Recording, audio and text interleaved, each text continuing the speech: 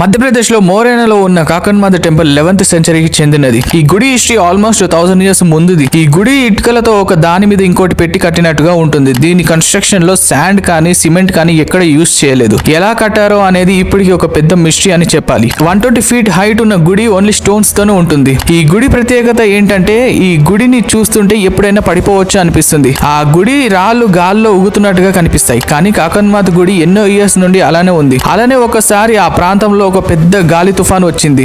చుట్టుపక్కల ఉన్న గుడిలన్నీ ధ్వంసమయ్యాయి. కానీ కాకన్మాత గుడి మాత్రం చెక్కు చెదరలేదు. కాకన్మాత గుడి దూరం నుండి రాళ్ల కట్టడంలా కనిపిస్తాయి. కానీ దగ్గరికి వెళ్తే మొత్తం వేరేలా ఉంటుంది. ఆ గుడి గోడల మీద అద్భుతమైన శిల్పాలు కనిపిస్తాయి. వెలుపల గోడల మీద అందమైన విగ్రహాలు చెక్కబడ్డాయి. ఈ గుడి శిఖరం దాదాపు 30 feet ఉంటుంది. చీకటి పడ్డాక ఎవరు ఈ గుడి లేదా ఈ గుడి చుట్టూ పక్కల కూడా ఉండరు.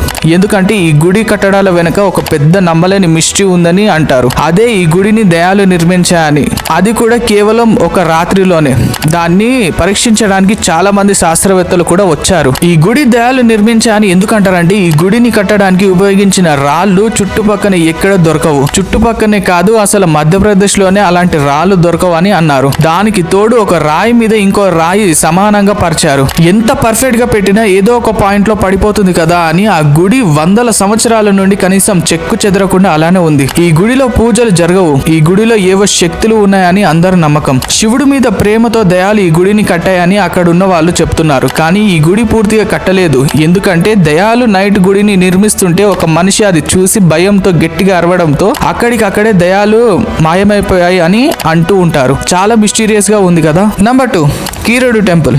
ఈ గుడి 11th century కీరడు రాజవంశం వాళ్ళు కట్టారు. అందుకే ఈ గుడికి కీరడు టెంపుల్ అనే నేమ్ వచ్చింది. డే టైమ్ లో ఈ గుడిని చూడొచ్చు. కానీ ఈవినింగ్ టైమ్ లో ఈ గుడి ఉన్న ప్లేస్ డెజర్ట్ లా మారిపోతుంది. సూర్యాస్తమయం తర్వాత ఇక్కడ ఎవరు ఉండరు. ఎందుకంటే ఈ గుడి చుట్టూ ఒక న్యూస్ అయితే స్ప్రెడ్ అయి ఉంది. కీరడు గుడిలో రాత్రిపూట భాష చేసిన వాళ్ళు శిల్పాల్లా మారిపోతారని అక్కడ ప్రజల నమ్మకం. ఇంకొంతమంది ఆ కీరడు గుడిలో దయం ఉందని అందుకే నైట్ టైమ్స్ ఇక్కడ ఉండకూడదు అని అంటూ ఉంటారు. ఇది నిజమో కాదో అని టెస్ట్ చేయడానికి BBC న్యూస్ ఛానల్ వాళ్ళు అక్కడికి వెళ్లారు. అక్కడికి వెళ్లి నైట్ ఉన్న వాళ్ళు మాత్రం ఏం శిల్పాల్లాగా మారలేదు. కానీ ఆ గుడిలో ఏదో ఉందని మాత్రం ఫైనల్ గా డిసైడ్ చేశారు. అక్కడ ఉండే ప్రజల్ని అడిగితే వాళ్ళు చెప్పిన కథనం ప్రకారం పూర్వం 900 సంవత్సరాల క్రితం పారమ రాజవంశం ఇక్కడ పరిపాలించింది. ఆ రోజుల్లో ఒక పండిత సన్యాసి కూడా ఇక్కడ నివసించడానికి వచ్చాడు. ఇక్కడ కొన్ని రోజులు గడిపాక తను దేశ పర్యటన కోసం వెళ్ళాడు. వెళ్లే ముందు స్థానిక ప్రజల సాయంతో తన శిష్యులందరినీ అక్కడే వదిలిపెట్టి తన దేశ పర్యటనకు వెళ్లారు.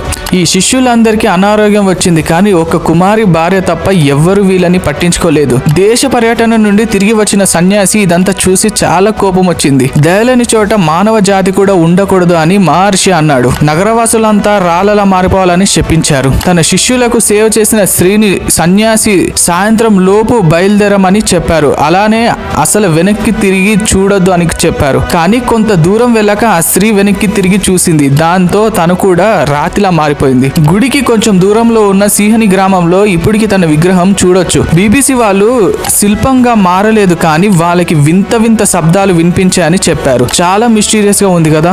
Number 3 Thiruvarppu Sri Krishna temple. ఇక్కడున్న కృష్ణుడికి ఆకలి ఎక్కువ అని భక్తులు నమ్ముతారు. కృష్ణుడికి ప్రసాదం ఇవ్వకపోతే ఆ విగ్రహం బలహీనంగా మారుతుందని వాళ్ళ నమ్మకం. ఈ గుడి కేరళలో కొట్టయం జిల్లాలో తిరువారపు ప్రాంతంలో ఉంది. 1500 సంవత్సరాల చరిత్ర ఉన్న ఈ టెంపుల్ కి కృష్ణుడికి 10 సార్లు నైవేద్యం పెడతారు. కానీ ప్రసాదం నెమ్మదిగా తగ్గుతూ వస్తుంది. ఎందుకంటే ఈ గుడిని రోజుకి 2 నిమిషాలు మాత్రమే మూసేస్తారు. కృష్ణుడి విగ్రహం కేవలం 2 నిమిషాలు మాత్రమే నిద్రపోతుందని చెప్తుంటారు. కృష్ణుడికి కరెక్ట్ టైం కి నైవేద్యం పెట్టకపోయినా లేదంటే కరెక్ట్ టైం కి ముఖ ద్వారం తెరవకపోయినా అది పెద్ద దోషంగా భావిస్తారు. అందుకే గుడి తాళంతో పాటు గొడ్డల్ని కూడా పూజారికి ఇస్తారు. ఒకవేళ తాళం రాకపోతే ఆ గొడ్డలతో కొట్టి డోర్స్ ఓపెన్ చేయమని. మార్నింగ్ 2 AM కి డోర్ ఓపెన్ చేయగానే ఉషా పాయసం ని నైవేద్యంగా పెడతారు. గ్రహణం టైంలో అన్ని గుడ్లని మూసేస్తారు. అలానే పూజలు అసలు చేయరు. కానీ ఈ గుడిని గ్రహణం టైంలో అస్సలు మూసేరు. అలానే ఆ టైంలో కృష్ణుడికి నైవేద్యం కూడా పెడతారు. ఈ గుడిలో ప్రసాదం తీసుకున్న భక్తులు ఎప్పటికీ ఆకలితో బాధపడరు